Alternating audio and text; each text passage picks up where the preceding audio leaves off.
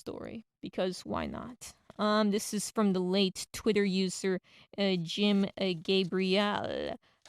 Because yeah, this is one of the craziest acid stories I've ever read in my entire life. This is him talking, by the way. This is not me. This is me quoting him. So this is a fun acid story from Jim Gabriel. I'm in my early 20s.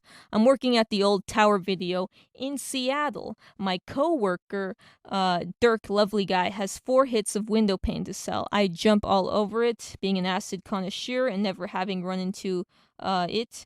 A couple days later, I decide to F myself up. I had to connect at the Paramount Theater. I give him free rentals in exchange for free tickets to shows, so I decide I'm going to dose and see Bob Hope. So, a couple hours before the show, I drop 2 hits, figuring it'll take me a while for it to come on, and I'll catch the bus in an hour.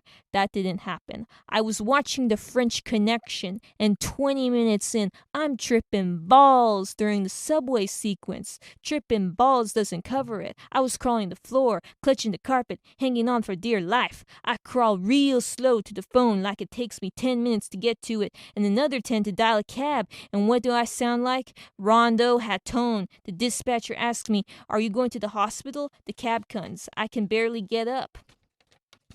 I keep checking my watch, which is melting like a Dali watch. Salvador Dali. A half hour passes, an hour passes. 2 elderly herd a bunch of Down syndrome kids into my row. I'm getting edgy. 15 minutes later, it turns to an elderly woman next to me, and I said, "Where's Bob Hope?" She says with a big smile, "Oh, he has to be late. He's the grand marshal of the parade." I say, "Right. Get up, run the F out of there." So back into daylight, I start walking down the hill, downtown. I'm new in town. I don't know. I've chosen the day of the Seafair Parade to venture out. A parade with 500,000 onlookers. I wade into the massive crowd. I'm wide, crazy-eyed. My shirt is unbuttoned to my navel. I buy a bagel, and I continue deeper into the crowd, taking sloppy bites, chewing them, and spitting them in the ground. I hear a pre-recorded fanfare far away. It gets closer. I stop to make it out. A parade car gets closer. A fanfare blaring. It reaches me. On it is Bob Hope, waving. I immediately get the F out of there. I start walking home, still tripping like mad.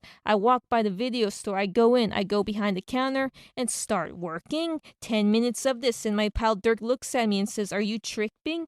I squeeze out a little yes. I drop the video I was helping the customer with and bolt the F out of there, back across the Aurora Bridge, which is bending every which way. I reach Green Lake. I decide to walk into Green Lake. I walk until my head is covered. I keep walking. When I finally emerge, I'm covered in algae and duck poop. I walk home, right into the shower, fully clothed. I get out of the shower and park myself on the living room floor. I finish the VHS French Connection. It ends. I switch to cable, and what's on? Bob Hope in the Road to Zanzibar. So yes, I'm kind of in the mood to drop acid again. And folks, that's the acid story. Yeah, R.I.P. Jim Gabriel. That was one of the craziest stories I've read on the internet. So, I guess I'll see you when I see you on Friday. I think I'll be giving a 2-hour show. I don't know if I'll be here next week. Hopefully I will.